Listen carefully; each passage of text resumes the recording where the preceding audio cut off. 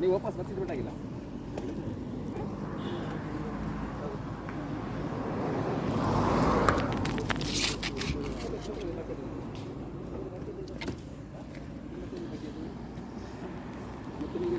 ಅದೇ ರೀ ಬಂದು ಇವ್ರು ಕೈ ಹಾಕಿದ್ರು ಮತ್ತೆ ಬಂದು ಮುಂದ್ಗಡೆ ಬಂದು ಕೊಟ್ಟಿಲ್ಲ ಕಾರ್ ಹಿಂದ್ಗಡೆ ಇನ್ನೂರು ಕೊಟ್ಟು ಹ್ಞೂ ಸರ್ ನನಗೆ ಮತ್ತೆ ರಶಿಯಾಗಿ ತಗೊಂಡು ಇಲ್ಲ ಹಂಗೆ ಬಂದು ತಗೊಳ್ಬೇಕು. ಅದಕ್ಕೆ ತಗೊಳ್ಳಿಲ್ಲ, ತಗೊಳ್ಬೇಕಲ್ಲ,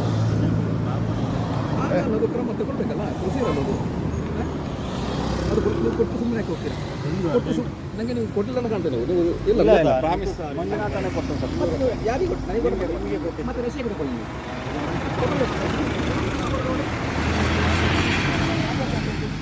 ಗಣ್ಯರು ಸ್ನಾನ ಮಾಡಿದಲ್ಲ ಹುಷಾರಂಗೆ ಆಯ್ತು. ಟೈಮ್ ಇಟ್ಟು ಟೈಮ್ ಇಟ್ಟು ಈಗ 1 ಗಂಟೆ ಆಗ್ತದೆ. ಒಂದಲ್ಲ ಸರ್.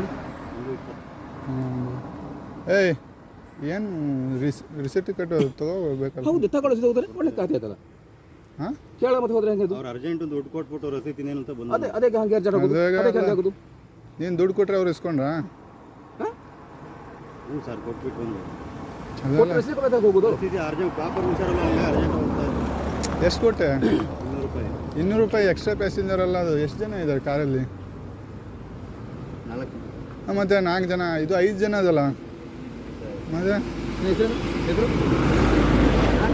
ಬರೀ ಬೇಡ, ನನಗೆ ಹುಷಾರಿಲ್ಲ. ಬನ್ನಿ ಬರೋದು. ಇಲ್ಲ ಇಲ್ಲ ಸರ್, ನನಗೆ ಬನ್ನಿ ಬರ್ರೆ. ನಂಗೆ ಸಿಕ್ಕಾಗ ಬನ್ನಿರೋದು. ಎಲ್ಲ ನೀವು ಬರೀರಿ. ಬನ್ನಿ ಬನ್ನಿ ಬನ್ನಿ. ಇಲ್ಲ ಇಲ್ಲ ಸರ್, ನಾನು ಬರೋಲ್ಲ. ಎಲ್ಲಿದ್ದಾರೆ ಎಕ್ಸ್ಟ್ರಾ ಪ್ಯಾಸೆಂಜರ್ ಅಂದರೆ? 5 ಜನ ಅಲ್ಲ? ಎಷ್ಟು ಜನ ಇದ್ದೀರಿ? 3 4 ಜನ ಅಲ್ಲ? ಊರವರು ಎದ್ಲಿ ಹೇಳಿ ಗೊಲ್ರೊಟ್ಟಿ ತಿಪ್ಪಟ್ಟೂರಾ? ಇವರು ಕಟ್ ಏಕೆ ಏಯ್ ಇವ್ರು ಕಟ್ತಾರಲ್ಲ, ಕಟ್ಟೋರು ಆಯಿತಾ? ಅವರು ಕಟ್ತಾರೆ. ಇದು ಕೊಟ್ರಾ?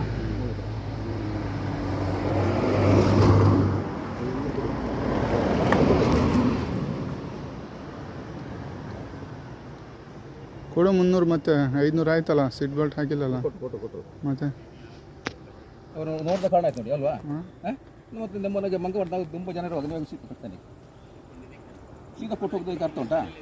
ಹಾಂ, ನನಗೆ ನೀವು ಕೊಟ್ಟು ಹೋಗೋದು ನೆನಪು ಇಲ್ಲ ಮಾತ್ರ. ಕೊಟ್ಟಿದ್ದೀವಿ ಸರ್. ಇಲ್ಲ 200 ರೂಪಾಯಿ ನೋಟ್ ಕೊಟ್ಟಿದ್ದೀವಿ. ಕೊಟ್ಟಿದ್ರಲ್ಲ, ನಾನು ನೋಡಿದೆ. ಕೊಟ್ಟಿದ್ದೀನಿ. ಹೌದು, ನಾನು ನೋಡಿದೆ. ಆಯ್ತು ಹೋಗಿ ಹಾಗೆಲ್ಲ ಮಾಡಬಾರ್ದು. ಆಯಿತು, ಮನುಷ್ಯತ್ವ ಇರಬೇಕು.